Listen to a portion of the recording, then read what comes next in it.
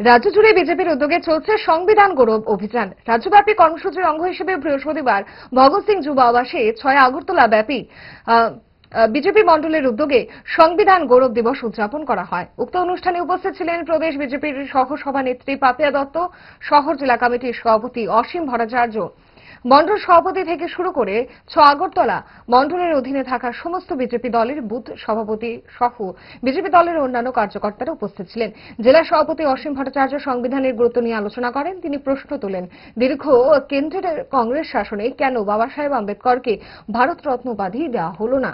আমাদের মনে কি প্রশ্নে জাগে না যে বাবা সাহেব ভীমরাও আম্বেদকরকে কেন সঠিক সময়ে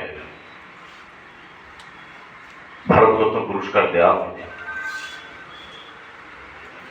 যে সংবিধানের ভিতের উপর দাঁড়িয়ে সমাজ ব্যবস্থা চলে, যে সংবিধানের ভিতের উপর দাঁড়িয়ে প্রশাসনিক ব্যবস্থা চলে, যে সংবিধানের ভিতের উপর দাঁড়িয়ে আমরা আমাদের মৌলিক চাহিদাগুলি